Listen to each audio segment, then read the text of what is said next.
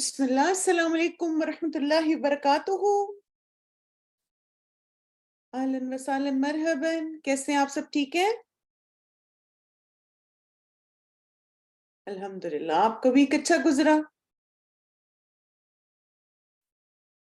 Good. چلیں انشاءاللہ دعا کے بعد پھر آج کا سیشن سٹارٹ کرتے. نحمدہ ونصلی علی رسول الکریم اما بعد اعوذ باللہ من الشیطان الرجیم بسم اللہ الرحمن الرحیم رب اشرح لی صدری ویسر لی امری واحلل عقدۃ من لسانی یفقہوا قولی رب زدنی علما اللہم اہد قلبی وسدد لسانی واسلل سخیمۃ قلبی آمین ثم آمین. اللہ تعالیٰ آپ کے علم اور عمل میں برکت عطا فرمائے، ہر قدم پر آسانیاں فرمائے اور ہمیں محسنین جیسی نماز ادا کرنے کی توفیق عطا فرمائے. آمین. اپنی نیت اللہ سبحانہ تعالیٰ کے لیے خالص کر لیتے ہیں، کیونکہ جو علم اللہ تعالیٰ کا چہرہ چاہنے کے لیے حاصل کیا جاتا ہے انشاءاللہ وہ ہمارے لیے جنت کا رستہ آسان کر دیتا ہے. اور اگر اس کے پیچھے کوئی اور لالچ ہو تو پھر قیامت کے دن جنت کی خوشبو بھی نہیں ایسے شخص کو ملے گی. تو اخلاص نیت کی دعا مانگیے سب. اللہم وفقنی لما تحب و ترضی. یا اللہ مجھے توفیق دے کہ میں وہ عمل کروں جس سے آپ محبت کرتے ہیں اور راضی ہوتے ہیں. آمین. آج کا ہمارا جو سبق ہے انشاءاللہ اس میں ہم نماز کے معنی کو دوبارہ دیکھیں گے اور آج ہم نماز کی شرائط کو سٹارٹ کریں گے. نماز کی شرائط جو ہیں اس میں کچھ شرائط کی ہم ڈیٹیل میں جیسے تفصیل دیکھیں گے اور کچھ میں جیسے بہت زیادہ ڈیٹیل نہیں ہے، سمپل سی باتیں، تو ان کو بس مختصر سا گزریں گے کہ اس شرط کو کس طرح سے ہم اپنی زندگی میں اپلائی کریں گے نماز سے پہلے خاص طور پر. اور اس کلاس میں ہمارا جو فوکس ہے وہ یہ ہے کہ اپنی نماز کو ہم نے فکس کرنا ہے، ٹھیک ہے، درست کرنا ہے. اور نماز درست ہم کیسے کرنے کی کوشش کر رہے ہیں آپ بتائیے؟ یعنی نماز کو ٹھیک ہم کیسے کرنے کی کوشش کر رہے ہیں؟ اس کو سنت کے مطابق انشاءاللہ سیکھیں گے کہ نبی صلی اللہ علیہ وسلم کی نماز کیسی تھی. اور پھر آپ دیکھیں کہ ہر عبادت، چاہے وہ ہمارا ایمان ہے، چاہے نماز ہے، زکوٰۃ ہے، روزہ ہے، حج ہے، ان سب عبادات کا مقصد ایک ہی ہوتا ہے، اور وہ کیا ہے کہ اللہ تعالیٰ کے سامنے سر تسلیم خم کرنا. انشاءاللہ عبادت کے اصول آپ سب کو کلیئر ہو گئے؟ ماشاءاللہ میں نے دیکھا اسٹوڈنٹس نے بہت پیارا پیارا ہوم ورک کیا، اور یہ ہوم ورک کروانے کا آپ کو مقصد یہ تھا کہ آپ کو یاد ہو جائیں اس طرح سے نا. یعنی جب آپ کوئی بھی چیز لکھتے ہیں نا تو وہ پھر آپ میسٹر کر لیتے ہیں. تو الحمدللہ اب آپ کو 6 اصول یاد ہو گئے. ایک کوئک سا ریویو انشاءاللہ، کیونکہ کچھ چیزوں کے بارے میں شاید آپ تھوڑا سا پریشان ہو رہے ہوں، تو ہم 1-2 پوائنٹس عبادت کے اصول کے بارے میں ڈسکس کر لیتے ہیں اور ساتھ ہی اس کو ریویو بھی کر لیتے ہیں. اگر کوئی اپنے گھر میں قرآنی آیات یا دعائیں لگاتا ہے، جیسے بہت سارے لوگ ہیں نا وہ اپنے نوٹس بورڈ پہ لگاتے ہیں یا اپنے گھر میں مختلف جگہوں پہ، تو اس میں سے کس صورت میں ایسا کرنا درست ہے آپ مجھے بتائیں. نمبر 1 تاکہ ان آیات کی وجہ سے گھر میں خیر و برکت ہو جائے. نمبر 2 تاکہ ان کو دیکھ کر یاد دہانی اور پڑھنے والا علم نافع سیکھے. نمبر 3 گھر میں ڈیکوریشن اور سجاوٹ کے لیے. ماشاءاللہ ماشاءاللہ، اللہ مبارک. اس کا مطلب آپ سب کو یہ بات کلیئر ہو گئی ہے کہ جو عبادت کی شرائط ہے اس میں نمبر 2 آپشن کریکٹ ہے. نمبر 1 کریکٹ اس لیے نہیں ہے کیونکہ کسی چیز کو لٹکانے سے برکت نہیں ہوتی. یہ چیز ہمیں کلیئر ہونی چاہیے. جنہوں نے بھی نمبر 1 لکھا ہے نا، نمبر 1 اور 3 آپشن غلط ہیں. ایک تو آپ دیکھیے کہ اگر آپ کوئی چیز ہینگ کر لیتے ہیں اور یہ سوچتے ہیں کہ اس کی وجہ سے برکت ہو جائے گی، تو برکت انسان کے اعمال سے ہوتی ہے، صرف چیزوں کو ہینگ کرنے سے برکت نہیں ہوتی. ٹھیک ہے، بالکل. اچھا، اب یہ کہ گاڑی یا سواری میں قرآن کا مصحف رکھنا، کچھ لوگ نا اپنی گاڑیوں میں قرآن رکھتے ہیں، تو اب بتائیں کہ یہ کس صورت میں درست ہے. نمبر 1 تاکہ اس کی تلاوت کی جا سکے جب ڈرائیور کو موقع ملے یا اس میں بیٹھے مسافروں کو. آپشن 2 تاکہ اس کی برکت سے گاڑی حادثات اور شر سے محفوظ رہ سکے. آپشن 3 تاکہ پتہ چل جائے کہ یہ مسلمان کی گاڑی. کلیئر ہے سب؟ شور ہے؟ لاک کر دیں آنسر 1. اچھا، کچھ نے آپشن 2 بھی لیا. اب آپ دیکھیں آپشن 1 کریکٹ ہے. قرآن جو ہے نا اللہ سبحانہ تعالیٰ نے کیوں بھیجا ہے؟ ہماری ہدایت کے لیے. اس کی تلاوت کریں، اس کو سیکھیں، اس کو پڑھیں. آپ دیکھیں ایک کتاب کو اگر آپ کہیں پہ رکھ دیتے ہیں تو وہ ہمیں فائدہ نہیں دے گی اگر ہم اس کو پڑھ کے اپنے عمل میں نہیں لے کر آتے. انہی چیزوں کو تو ہم نے درست کرنا ہے نا. اور یہ اچھی بات ہے اگر آپ لوگ ایسا سوچتے ہیں، کیونکہ آپ اس کلاس میں آپ اسی لیے آئے ہیں نا، تاکہ آپ اگر کوئی بھی چیز آپ کی انفارمیشن میں ہے اور وہ غلط ہے تو آپ اس کی اصلاح کر سکیں. آپ دیکھیں کہ جس طرح کھانا پلیٹ میں پڑا ہوا ہو اور آپ کو بہت سارے اس کے فوائد پتہ ہوں اور آپ کو بھوک بھی بہت زیادہ لگی ہوئی ہو، لیکن آپ اس کو پلیٹ میں ہی رہنے دیں کہ اس کو دیکھ دیکھ کے میرا پیٹ بھر جائے گا، ایسا ہو سکتا ہے؟ آپ بتائیے، نہیں نا.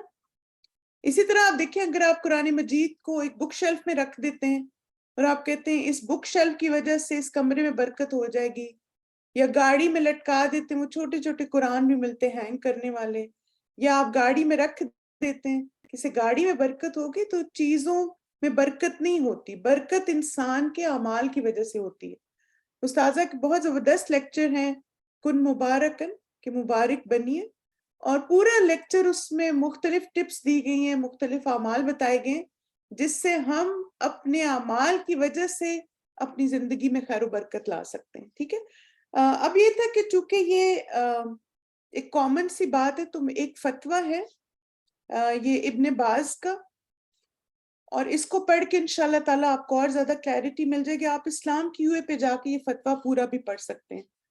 تو اب کسی نے سوال پوچھا تھا کہ کیا وہ قرآنی آیات کو حفاظت اور بچاؤ کے لیے لٹکا سکتے ہیں؟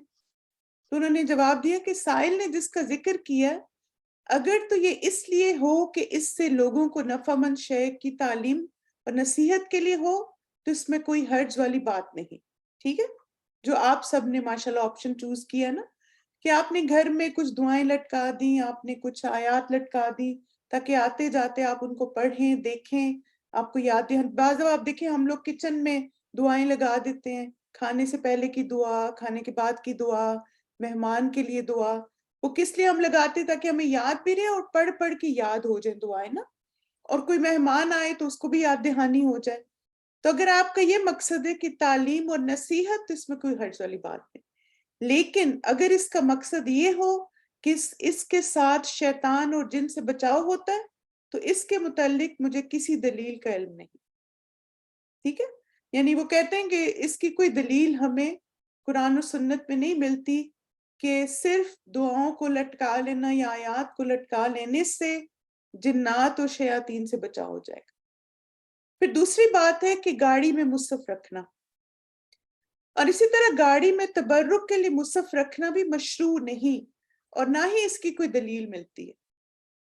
لیکن اگر یہ اس لیے رکھا جائے کہ سوار ہونے والے اس کی تلاوت کریں اور پڑھیں، یا پھر بعض اوقات وہ خود پڑھیں، تو یہ اچھی بات ہے اور جس میں کوئی حرج نہیں. ٹھیک ہے. تو اب یہ آپ سب کو بات کلیئر ہو گئی نا کہ ہم نے اپنے عمل سے اپنی زندگی میں خیر و برکت لے کر آنی ہے انشاءاللہ، اللہ پہ توکل و بھروسہ کر کے. صرف کچھ چیزوں کے ہونے سے کچھ نہیں ہوگا جب تک ہمارا عمل بہتر نہیں ہوگا.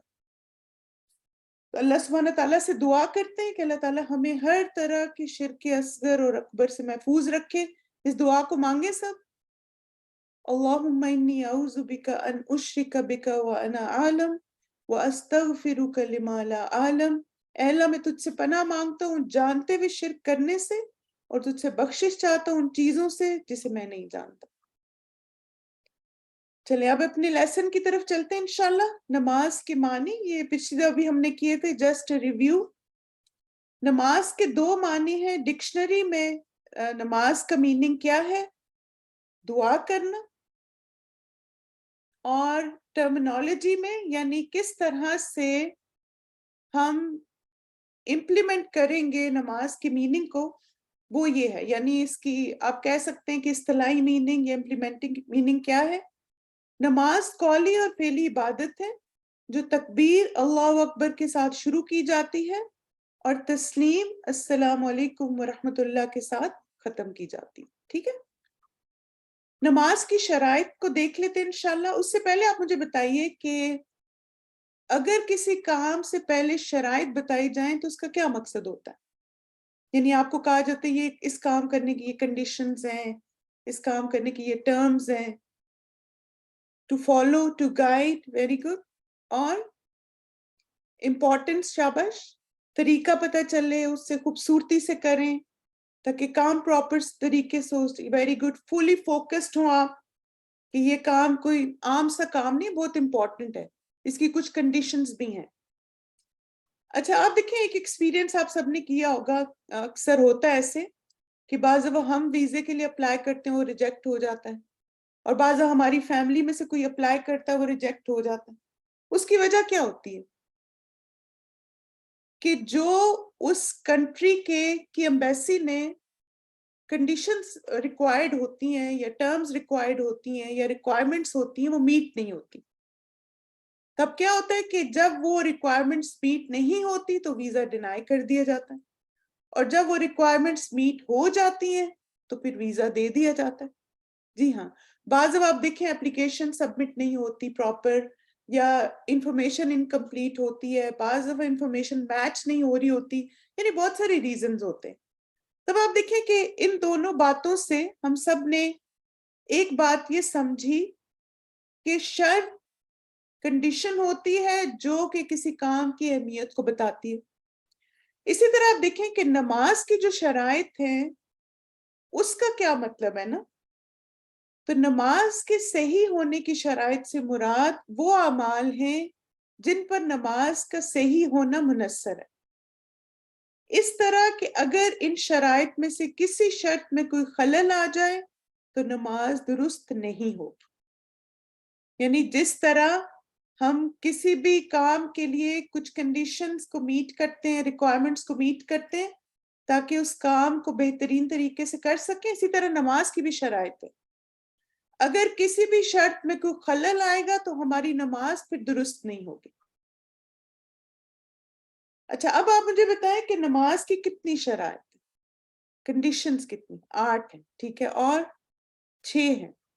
اچھا 8 6، چلیں 5. آپ گیس کر رہے ہیں؟ چلیں آپ کو نہیں پتا، ٹھیک ہے. نماز کی 9 شرائط ہیں، ٹھیک ہے. اچھا کچھ نے 14 بھی لکھتے ہیں، بھئی اتنا آگے نہ جائیں. نماز کی 9 شرائط ہیں. کیا آپ کو نماز کی شرائط معلوم ہے؟ کچھ کو نہیں معلوم، ٹھیک ہے. جن کو معلوم ہے آپ بتائیے کون کون سی شرط ہے نماز کی. کوئی ایک شرط بتائیں جو آپ کو پتہ ہے نماز کی. وضو، طہارت، شاباش. عاقل ہونا، نیت اللہ کے لیے خالص ہو، وقت کی پابندی، تکبیر، نیت، ستر، جگہ، صفائی، قبلہ رخ، مسلم، قبلہ، کلین ہو. ٹھیک ہے ماشاءاللہ. یہ ہے کہ آپ کو پتہ ہے لیکن رینڈم چیزیں پتہ ہے. تو چلیں اب انشاءاللہ ان کو آرگنائز کر لیتے ہیں.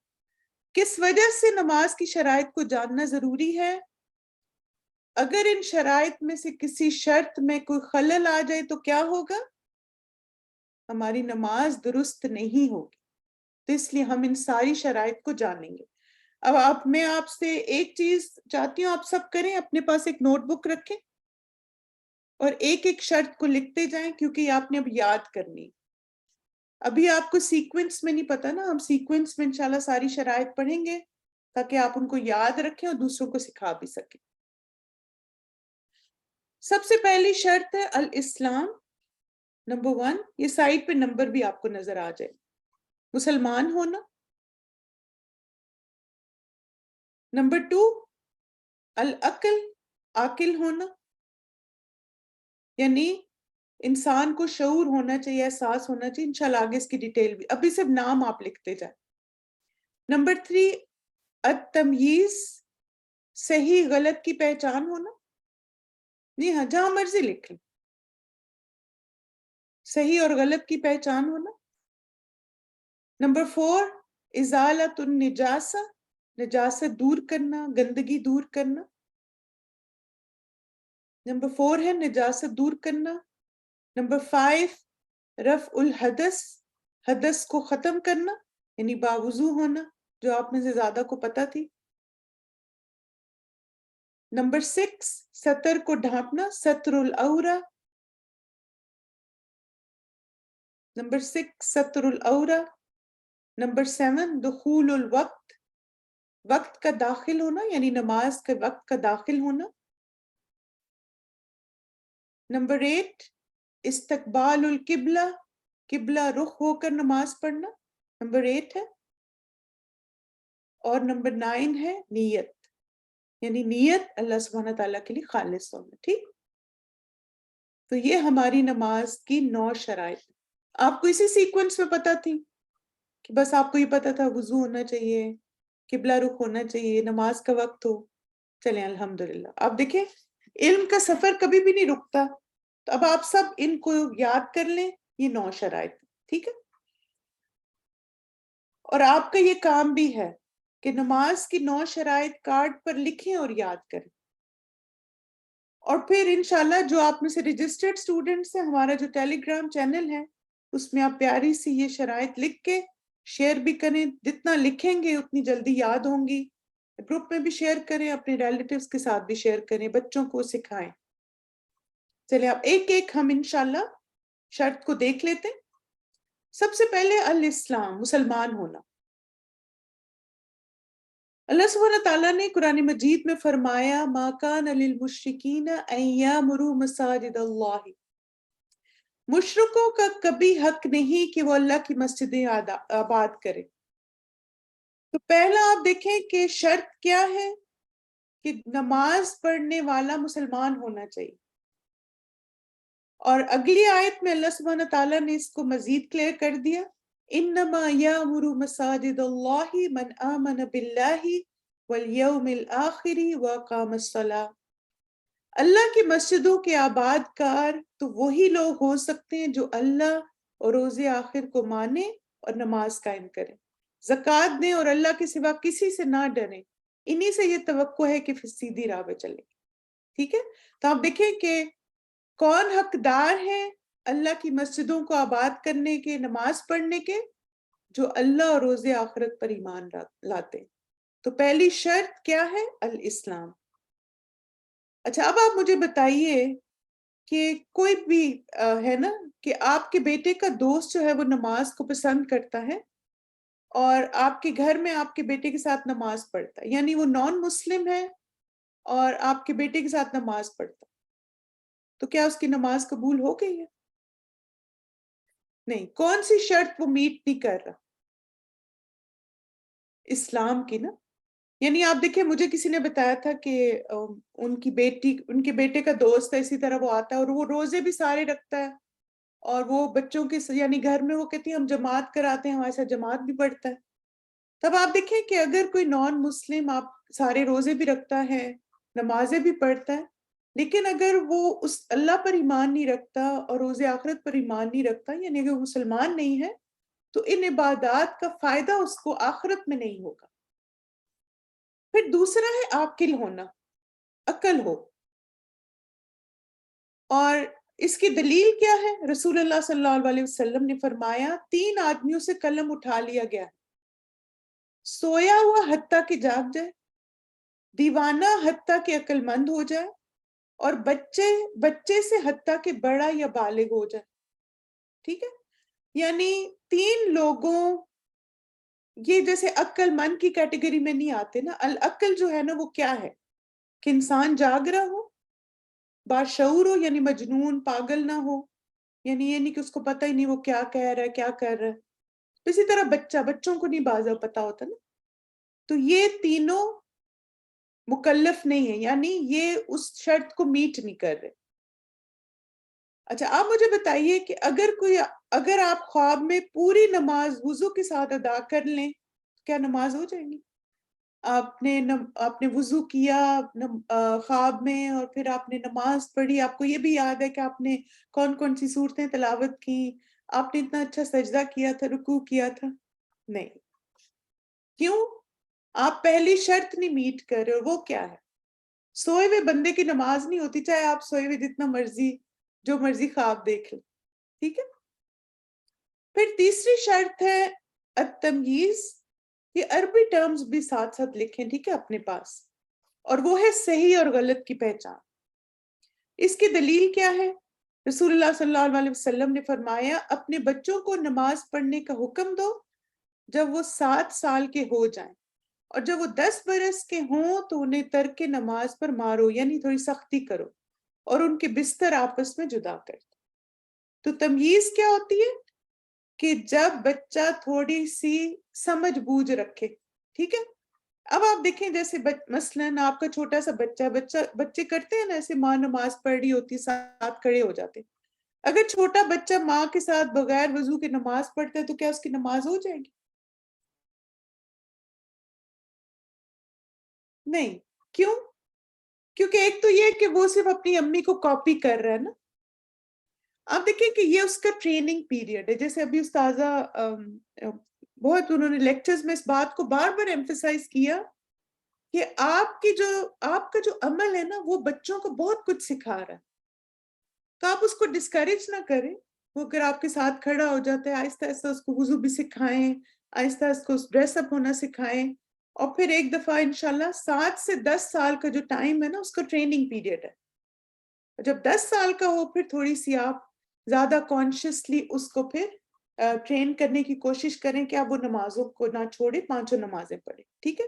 تو آپ دیکھیں کہ 7 سال کا ہو تو حکم دینا شروع کریں، یعنی پھر اس کو باقاعدہ آپ ٹرین کرنا شروع کر دیں۔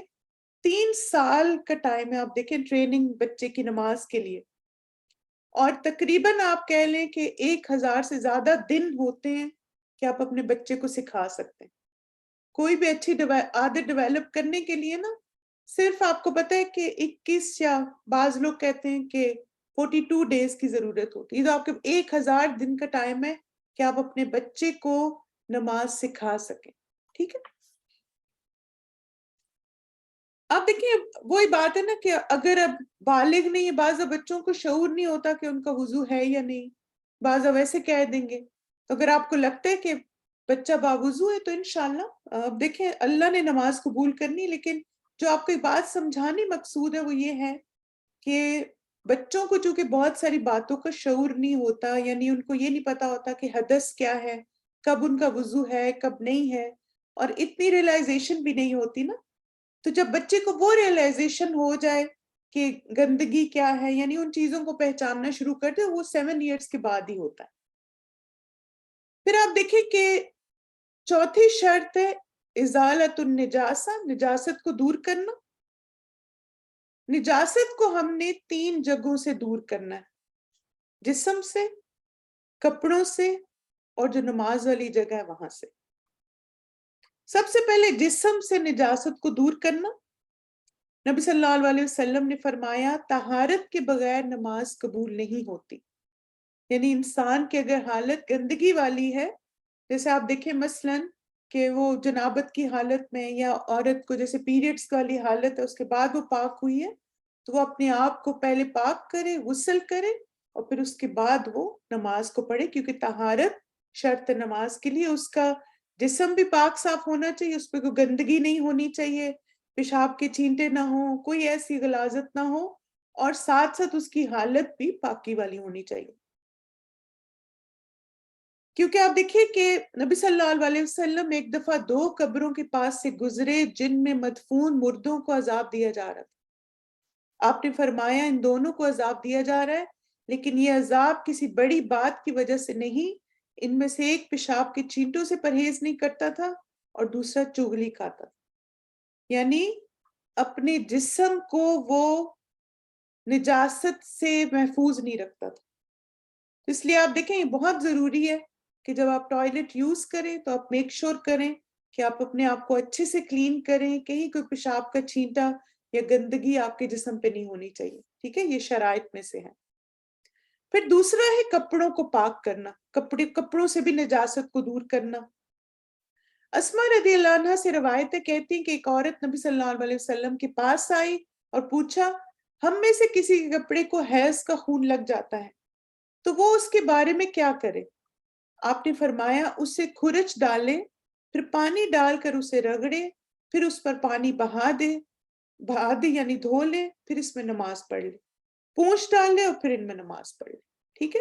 یعنی اگر کوئی گندگی لگ گئی ہے، جیسے آپ دیکھیں گے پیریڈز کا بلڈ لگ گیا ہے، یا بچے نے پیشاب کر دیا، یا ویسے خود آپ کا اپنا پیشاب نکل جاتا ہے بعض دفعہ ایج کے ساتھ ساتھ، تو پھر اب کیا ہے کہ اس کو طریقہ بتا دیا آپ صلی اللہ علیہ وسلم نے، یعنی ایک مثال دے کے ہمیں طریقہ سمجھا دیا کہ اگر کپڑوں پہ گندگی لگ گئی ہے تو اس کو صاف کیسے کرنا، اور وہ کیا ہے، اتنا حصہ پانی سے دھو لیں تو وہ کپڑا صاف ہے، اب اس کپڑے میں نماز پڑھی جا سکتی ہے۔ آپ مجھے یہ بتائیں کہ اگر کپڑوں پر کوئی نجاست ہو اور آپ اسے دھو دیں، اگر اس پر داغ رہ جائے تو کیا اس میں نماز پڑھ سکتے ہیں؟ شاباش، ویری گڈ، ایکسلنٹ، کیونکہ آپ دیکھیں جب آپ نے دھو دیا نا تب وہ پاک ہو گیا پانی سے۔ اگر جیسے بعض پیریڈز کا سٹین رہ جاتا ہے یا کچھ ایسا اگر ہو گیا ہے تو کوئی حرج نہیں ہے، آپ کا کپڑا پاک ہے اگر آپ نے اس کو ایک دفعہ پانی سے گزار لیا۔ پھر تیسری چیز ہے کہ جگہ پاک ہو۔ عائشہ رضی اللہ عنہ فرماتی ہیں رسول اللہ صلی اللہ علیہ وسلم نے محلوں میں مسجدیں بنانے کا حکم فرمایا، اور یہ کہ وہ مسجدیں پاک اور صاف رکھی جائیں اور ان میں خوشبو لگائی جائے۔ اس سے کیا پتہ چلتا ہے کہ جہاں پر آپ نماز پڑھتے ہیں وہ جگہ صاف ستھری بھی ہونی چاہیے اور وہ خوشبودار بھی ہونی چاہیے۔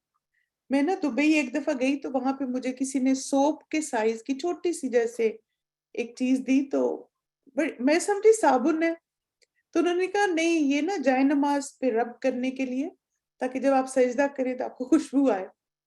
تو وہ بڑی مزے کی چیز ہے، یعنی جائے نماز دھو کے آپ تھوڑا سا لگا دیں تو وہ ایک اچھی فیلنگ آپ کو آتی ہے۔ تو آپ دیکھیں کہ اسی طرح گھر میں بخور لگانا، تو یہ چیزیں یہ جیسے آپ خود اپنے آپ کو خوشبو لگائیں تو خوشبو سے نا ایک اچھی فیلنگ آتی ہے ہمیں نا، اور پھر یہ کہ ہم فریش بھی ہو جاتے۔ اسی طرح آپ دیکھیں جس جگہ بدبو ہوتی گندگی ہوتی ہے وہاں شیطان خوش ہوتا ہے، جس جگہ خوشبو ہوتی صفائی ہوتی ہے وہاں فرشتے آتے ہیں۔ ہم چاہتے ہیں نا فرشتے آئیں، اللہ کی رحمتیں برسیں ہم پہ، تو اس کے لیے اس جگہ کو بھی صاف ستھرا رکھیں۔ تب آپ دیکھیں 3 جگہ ہم نے صاف کرنی ہے، 3 چیزوں کو صاف کرنا نماز کی شرائط میں سے ہے۔ ہمارا جسم صاف ہونا چاہیے، ہمارے کپڑے صاف ہونے چاہیے، اور نماز کی جگہ صاف ہونی چاہیے۔ اگر بچہ کارپٹ پر پیشاب کر دے تو کیا پوری کارپٹ دھونی ہوگی یا نجاست والا حصہ دھو کر اس پر نماز ادا کر سکتے؟ یہ بتائیے۔ اب ظاہر ہے کارپٹ ہے، یا بعض بچے جائے نماز پہ بیٹھے ڈائپر لیک ہو گیا، شاباش، تو اس کے لیے آپ دیکھیں کہ اگر جائے نماز پہ کہیں ڈائپر بچے کا لیک ہو گیا، کچھ نجاست لگ گئی، تو وہ پوری جائے نماز دھونے کی ضرورت نہیں، بس اتنا سا حصہ دھو کے آپ پھر اس پہ دوبارہ نماز پڑھ سکتے ہیں۔ اسی طرح کارپٹ ہے، یا بعض مسجد کی کارپٹ میں آپ دیکھیں کہ کوئی سٹین لگ گیا یا کچھ ایسا، تو بس اتنا حصہ اچھی سے دھو لیں تو اس پہ دوبارہ نماز پڑھی جا سکتی، بس وہم نہ کریں۔ موسٹلی نا آپ دیکھیں یہ چیزیں وہم سے ہوتی ہیں کہ کچھ انسانوں کو بہت ہی زیادہ ہر وقت چیزوں کا وہم لگا رہتا ہے، تو ہمیں انشاءاللہ اللہ کے رسول نے گائیڈ کر دیا کہ اگر پانی بہا دیا ہے تو وہ چیز اب پاک ہے، اس پہ نماز پڑھی جا سکتی۔ اب 5ویں شرط ہے، یہ تھوڑی سی ڈیٹیلڈ ہے، تو مجھے لگتا ہے شاید ہم اس کو آج کمپلیٹ نہیں کر سکیں گے، لیکن جتنے پوائنٹس آج ہو جائیں گے اس کو کمپلیٹ کر لیتے ہیں، باقی پھر انشاءاللہ نیکسٹ ویک۔ اور یہ اصل میں وضو کا طریقہ، کچھ چیزیں میں اس میں آپ کو مزید ایکسپلین کرنا چاہتی ہوں، اور ساتھ ساتھ میرے پاس ایک ویڈیو ہے جس میں نماز کے لیے وضو کو سنت کے مطابق کر کے دکھایا گیا، تو میں آپ کو نا ہر سٹیپ کا ویڈیو بھی دکھانا چاہتی ہوں تاکہ آپ کو بالکل کلیئر ہو جائے کہ آپ نے ہر سٹیپ میں اپنے اعضاء کو دھونا کیسے، ٹھیک ہے۔ حدث کسے کہتے ہیں؟ اب یہ جیسے ہے نا 5ویں شرط ہے کہ حدث کو ختم کرنا، یعنی باوضو ہونا، حدث ناپاکی کو کہتے ہیں۔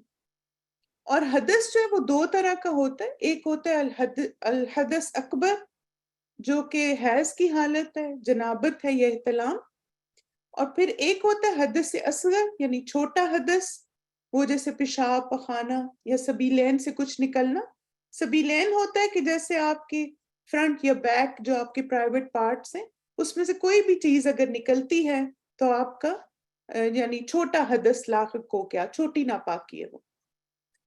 اب آپ دیکھیں کہ شرط اس میں کیا ہوگا پھر، کہ اگر حدث سے اکبر ہے یعنی حیض ہے، یا مثلا حیض سے آپ کے پیریڈز ختم ہو گئے اور پھر جیسے جنابت ہے یا احتلام ہوا، تو اب کیا ہے اس کے بعد غسل ضروری ہے، نماز سے پہلے.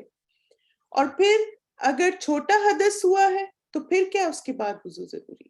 ٹھیک ہے, تو اس لیے یہ ٹرم آپ کو انڈرسٹینڈ کرنی کہ حدث کیا ہوتا ہے, 2 طرح کا. اکبر ہے تو اس کے بعد غسل ضروری ہے, پھر غسل کر کے آپ نماز پڑھیں گے. اور حدث اصغر ہوا ہے تو اس کے بعد آپ وضو کر کے نماز پڑھ سکتے ہیں انشاءاللہ. وضو کا حکم جو ہے اللہ سبحانہ تعالیٰ نے قرآن مجید میں ہمیں دیا, جو 5ویں شرط ہے نماز کی. یا ایھا الذین آمنوا اذا قمتم الی الصلاۃ فاغسلوا وجوہکم وایدیکم الی المرافق. اے لوگو جو ایمان لائے ہو, جب تم نماز کے لیے اٹھو تو اپنے منہ اور اپنے ہاتھ کوہنیوں تک دھو لو, اور اپنے سروں کا مسح کرو, اور اپنے پاؤں ٹخنوں تک دھو لو. ٹھیک. اب ایک اور چیز, جیسے آپ ہم انشاءاللہ اپنا پروننسیشن بھی درست کر لیتے ہیں. آپ دیکھیں کہ ایک لفظ ہوتا ہے وضو اور ایک ہوتا ہے ودو. ٹھیک ہے, ہم اکثر کہتے ہیں نا وضو کرنا ہے میں نے, تو ان دونوں میں میننگ کا فرق ہے. اچھا, وضو جو واو پہ پیش کے ساتھ ہے, اس کا مطلب ہے وضو کرنا, یعنی جو آپ وضو کرتے ہیں. اور ودو جو ہے یہ پانی جو وضو کے لیے تیار کیا جاتا ہے. ٹھیک ہے, تو ہم نے جب آپ کہتے ہیں اچھا میں وضو کرنے جا رہی ہوں, وضو نہیں اب آپ کہیں گے. ٹھیک ہے, اب آپ نے صحیح پروننسیشن سے بولنا. اب آپ کیا کہیں گے کہ میں وضو کرنے جا رہی ہوں, کیونکہ ودو جو ہے وہ پانی کو کہا جاتا ہے جو وضو کے لیے استعمال ہوتا ہے. ٹھیک ہے, وضو آپ نے بولنا ہے انشاءاللہ. یہ جو سٹیپس ہیں نا سارے جب آپ کرتے ہیں تو یہ وضو ہے, اور اس کا جس کے لیے جو پانی استعمال کرتے ہیں اس کو وضو کہتے ہیں. اب آپ دیکھیں کہ وضو کرنا گناہوں سے پاک کرنے کا بھی ذریعہ, یعنی ایک تو ہم اپنے آپ کو پاک کر رہے ہیں, صاف کر رہے ہیں نماز کی شرط کے لیے, لیکن اس کے ساتھ ساتھ بہت سارے فائدے بھی ہمیں مل رہے ہیں. نبی صلی اللہ علیہ وسلم نے فرمایا, جو آدمی نماز کے ارادے سے وضو کرنے کے لیے اٹھا اور وضو کرتے ہوئے پانی کو اس کی جگہ تک پہنچایا تو وہ ہر گناہ یا اپنی ہر خطا سے پاک ہو جائے گا. پھر اگر وہ نماز کے لیے کھڑا ہوتا ہے تو اللہ اس کے ذریعے اس کا درجہ بلند کرے گا, اور اگر وہ ویسے ہی بیٹھ جاتا ہے تو گناہوں سے پاک ہو کر بیٹھے گا. یعنی اگر صرف آپ نماز کا ٹائم نہیں ہے, آپ باوضو ویسے ہی بیٹھے ہوئے تو پھر بھی آپ گناہوں سے پاک ہوتے. یعنی ہر دفعہ وضو کرنا گناہوں سے پاک کرتا. میری ایک فرینڈ ہے تو وہ کہتی میری بہت شروع سے عادت ہے کہ میں جب بھی واش روم میں جاتی ہوں میں وضو کر لیتی ہوں. تو کتنی اچھی عادت ہے. تو آپ یہ سوچیں کہ ہر دفعہ آپ وضو کرتے ہیں تو آپ گناہوں سے پاک اپنے آپ کو کرتے ہیں. نبی صلی اللہ علیہ وسلم نے فرمایا, اللہ عز و جل خیانت کے مال سے کوئی صدقہ قبول نہیں کرتا, اور نہ ہی بغیر وضو کے کوئی نماز قبول کرتا ہے. چلیے ماشاءاللہ, اللہ مبارک, اللہ تعالیٰ آپ سب کو استقامت دے. پھر اسی طرح آپ دیکھیں ایک اور چیز بھی ہم کر سکتے ہیں اپنے وضو کو اور زیادہ ریوارڈنگ بنانے کے لیے. وہ کیا ہے کہ مسواک کریں. ابو بکر صدیق رضی اللہ عنہ سے روایت ہے کہ نبی صلی اللہ علیہ وسلم نے فرمایا, مسواک منہ کی طہارت اور رب کی رضامندی کا ذریعہ. یعنی ایک تو ہم اورل ہائیجین کا بھی خیال رکھتے ہیں, اور ساتھ ساتھ اللہ تعالیٰ کی رضا حاصل کرنے کا بھی ذریعہ. کتنا آسان ہے نا. یعنی آپ دیکھیں آپ اپنے منہ کی صفائی کر رہے ہیں, لیکن آپ اس کی وجہ سے اللہ کو راضی کر رہے ہیں. برش جو ہے وہ مسواک کا تو نہیں ریپلیسمنٹ ہو سکتا نا. برش الگ ہے, مسواک الگ ہے. تو یہ کہ آپ بے شک برش کریں, کوئی حرج نہیں ہے, لیکن آپ دیکھیں کہ مسواک بھی ضرور کریں, اور خاص طور پہ جب وضو کرتے ہیں نا اس سے پہلے مسواک کر لیں. اب یہ کہ وضو کا مطلب کیا ہے یہ بھی ہمیں پتہ ہونا چاہیے. تو ڈکشنری میں اس کا مطلب ہے حسن و جمال, نظافت اور رونق. کیا آپ کو لگتا ہے کہ یہ چیزیں آپ کو حاصل ہوتی ہیں جب آپ وضو کرتے ہیں؟ ایک تو آپ دیکھیں خوبصورتی, آپ نے دیکھا نہیں کہ بعض دفعہ کچھ لوگ وضو کر کے آتے ہیں تو ایسے لگتا ہے ان کا چہرہ ایک دم کھل سا گیا. اور پھر نظافت ہوتی, صفائی, یعنی آپ کا نظیف عربی میں آتا ہے نا, تو کوئی بھی چیز جو صاف ستھری ہوتی ہے نا اس کو کہتے ہیں نظیف, فریش. اور پھر رونق بھی آپ دیکھیں فریش فیل ہوتا ہے. تو یہی اس کا ڈکشنری میننگ بھی ہے وضو کا. اور پھر اسی طرح اصطلاح میں یا اس کا پریکٹیکل میننگ کیا ہے کہ پاکیزہ پانی کو مخصوص اعضاء پر استعمال کرنا جن کی وضاحت اور مشروعیت اللہ تعالیٰ نے فرمائی. یعنی وضو کا یہ مطلب نہیں کہ آپ پورے جسم پہ پانی ڈالیں. وضو کیا ہے کہ جس کی وضاحت اور جس کو شریعت میں اللہ سبحانہ تعالیٰ نے ہمیں بتایا, اللہ کے رسول صلی اللہ علیہ وسلم نے کر کے دکھایا, وہ کام ہم جب کرتے ہیں تو پھر وضو کا عمل کمپلیٹ ہوتا ہے. اب یہ کہ اس کا مسنون طریقہ کیا ہے. سب سے پہلے سٹیپ 1 ہے, آپ 1 2 3 کر کے اس کو لکھتے جائیں. سائڈ پہ آپ کو سلائیڈ کی نا نمبرنگ پتہ چل جائے گی تاکہ سارے سٹیپس آپ کے ریوائز ہو جائیں. سب سے پہلے بسم اللہ پڑھنا. ابو ہریرہ رضی اللہ عنہ کہتے ہیں کہ رسول اللہ صلی اللہ علیہ وسلم نے فرمایا, جس کا وضو نہیں اس کی نماز نہیں, اور جو شخص وضو کے شروع میں اللہ کا نام نہ لے یعنی بسم اللہ نہ پڑھے تو اس کا وضو نہیں. ٹھیک ہے, تو آپ نے اس حدیث کو کوئک سا مجھے بتائیں کیا سمجھ آیا ہے. کہ وضو کرنے سے پہلے آپشن 1 بسم اللہ پڑھیں, آپشن 2 بسم اللہ الرحمن الرحیم پڑھیں. ماشاءاللہ, ویری گڈ. ہاں, یہ اصل میں نے اس لیے پوچھا کیونکہ کچھ لوگ بسم اللہ الرحمن الرحیم پڑھتے ہیں. اب دیکھیں حدیث میں نا صرف بسم اللہ کا ورڈ ہے, تو سنت کیا ہے, صرف بسم اللہ پڑھیں, اس سے زیادہ نہیں ہم نے کرنا. پھر سٹیپ 2 ہے ہاتھوں کو دھونا. مقتان بن معد کندی رضی اللہ عنہ کہتے ہیں کہ رسول اللہ صلی اللہ علیہ وسلم کے پاس وضو کا پانی لایا گیا. آپ صلی اللہ علیہ وسلم نے وضو کیا, بس آپ نے اپنی دونوں ہتھیلیاں 3 بار دھوئیں.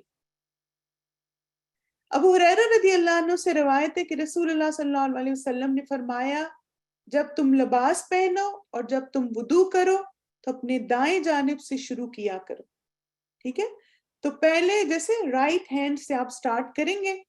تو چلیں اب انشاءاللہ ہم دیکھتے ہیں کہ ہاتھ ہم نے کیسے دھونے.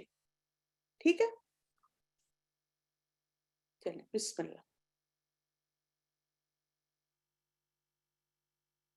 The intention for purification must be made from the heart, and we begin wudu by saying, Bismillah.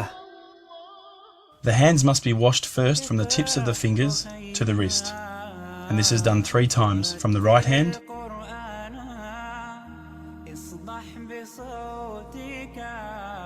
repeating the process for the left hand.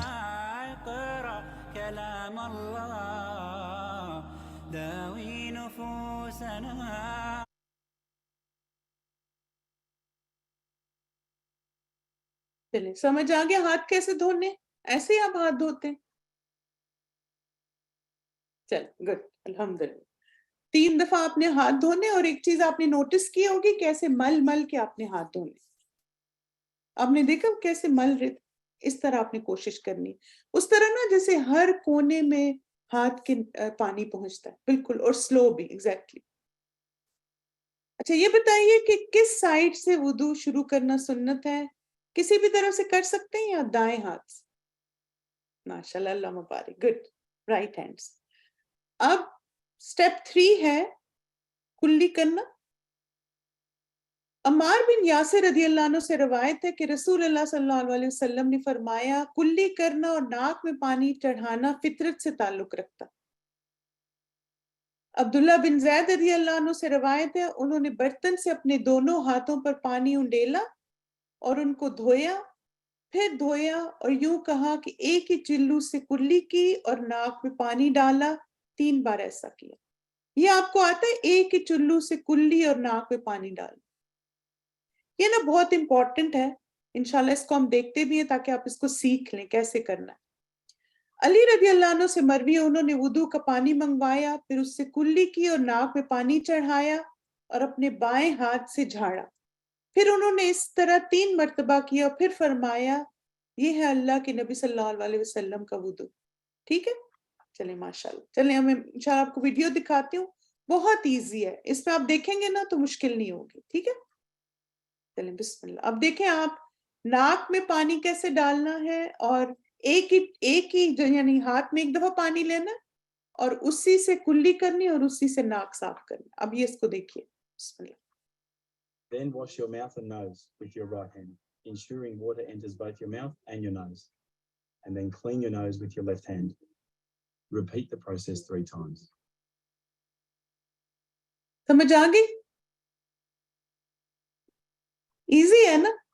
बस आप देखिए, आपने हाथ पे पानी लेना है और फिर आपने जैसे पहले उसको थोड़ा मुंह में डालना है और साथ ही नाक, और फिर अपने नाक को साफ करना है। कितना इजी है ना? तो इंशाल्लाह हम कोशिश करेंगे, परफेक्शन टाइम के साथ साथ प्रैक्टिस के साथ आ जाएगी।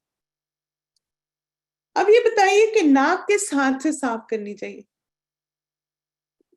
बाएं से या दाएं से? लेफ्ट से। Very good, excellent. तो राइट हैंड में आप पानी लेंगे, मुंह में और नाक में डालेंगे, और फिर उसके बाद आप लेफ्ट हैंड से अपने नाक को साफ करेंगे। तो चलिए माय डियर स्टूडेंट्स, इंशाल्लाह हमारी क्लास का टाइम चूंकि कंप्लीट हो गया, तो अब हम बाकी जो वुदू का तरीका है उसको नेक्स्ट वीक मुकम्मल करेंगे। अभी आपने माशाल्लाह कितने स्टेप्स आपने सीख लिए? 3 स्टेप सीख लिए ना? बस इन 3 स्टेप्स को आप मास्टर करें। आपने बिस्मिल्लाह पढ़नी है, उसके बाद आपने हाथों को अच्छे से धोना है, और फिर उसके बाद आपने ये प्रैक्टिस करनी है। आप देखें, इसमें भी अल्लाह सुब्हान ताला की मसलिहत है कि हमने जो कुल्ली और नाक में पानी डालना है उस पे हम एंड कर रहे हैं आज की क्लास, ताकि आप पूरा वीक ना उसको प्रैक्टिस करें, और इंशाल्लाह नेक्स्ट वीक हम फिर आगे जो स्टेप्स हैं उनको करेंगे।